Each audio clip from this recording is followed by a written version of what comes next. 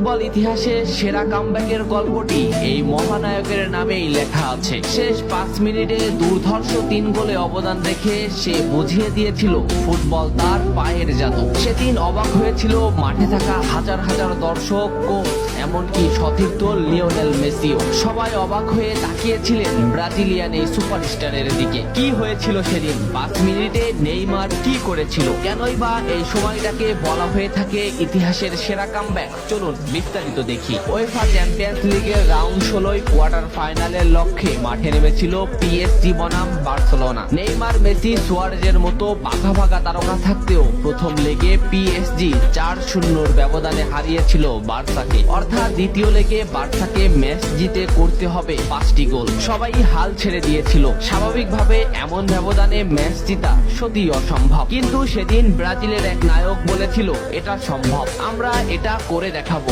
যেভাবেই হোক না কেন আমরা দলকে ম্যাচ জেতাতে চাই। ২০১৭ সালের ৮ মার্চ অনুষ্ঠিত হয় এই ম্যাচের দ্বিতীয় লেগ। ম্যাচের শুরু থেকেই ক্ষিপ্ততা আর দক্ষতা দেখাতে শুরু করেন নেইমার। এই ম্যাচে যেন আবির্ভাব হয় কোনো এক নতুন নেইমারের। এই নেইমারকে তো কেউ চেনে না। ম্যাচের ৩ মিনিটেই লুইস সুয়ারেজ পেয়ে যায় প্রথম গোলের দেখা। এরপর নেইমারের ক্ষিপ্ততায় একের পর এক আক্রমণ সাজাতে থাকে বার্সা। এদিন যেন নেইমারকে কোনোভাবেই আটকাতে পারছিল না পিএসজি। নেইমারকে আটকাতে একের পর এক ফাউলই বেছে নিয়েছিল তারা। ম্যাচের ৪০ মিনিটে লেভিনের আত্মঘাতী গোলে বার্সা পায় দ্বিতীয় গোলের দেখা। ম্যাচের ৫০ মিনিটে ক্ষিপ্ত থাকা নেইমারকে ডি বক্সের ভিতর ফাউল করে ফেলে দেওয়া হয়। এতে বার্সা পেয়ে যায় পেনাল্টি। পেনাল্টিতে গোল করে দলকে এগিয়ে নেন লিওনেল মেসি। তবে যেমনটা ভাবছিলেন এই ম্যাচের গল্প ফুটবল বিধাতা তেমন ভাবে লেখেননি। ৬২ মিনিটে বার্সার কফিনে শেষ প্যারাটা পুড়ে দেন এডিনসন কাভানি। এতেই স্তব্ধ হয়ে যায় ক্যাম্প নু।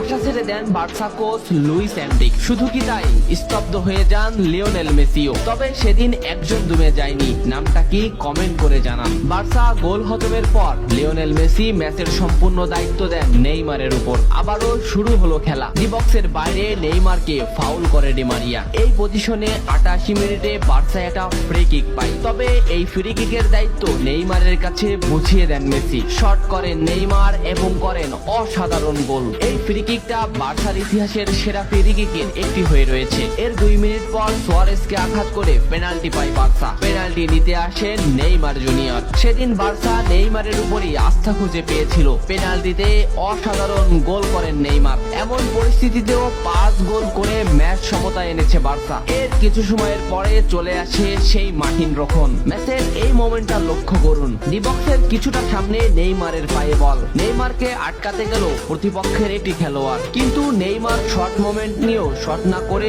বলটি সামনে আগালেন। এই মোমেন্টটা লক্ষ্য করুন। নেইমার একবার গোলের দিকে তাকালেন। এতে সে বুঝে ফেলেছে কোথায় বলটি দিতে হবে। নেইমার শট নিলেন। আপনি সাধারণ চোখে এটাকে একটা শট দেখলেও এটা হলো সেই শট যা লিখেছিল ইতিহাসের সেরা কামব্যাকের অধ্যায়। নেইমার এমন ভাবে শটটি নিয়েছিলেন যাতে রবের্তো শুধু পা লাগিয়ে গোল করেছিলেন। শেষ ৫ মিনিটে সেরা ৩টি গোলে অবদান রেখে সেদিন ইতিহাসের সেরা কামব্যাকের নায়ক হয়েছিলেন ব্রাজিলিয়ান এই সুপারস্টার। সবাই যেখানে স্তব্ধ হয়ে গিয়েছিল, নেইমার সেখান থেকেই শুরু করেছিলেন। নেইমার বুঝিয়ে দিয়েছিলেন নিজের দৌড়ত্ব।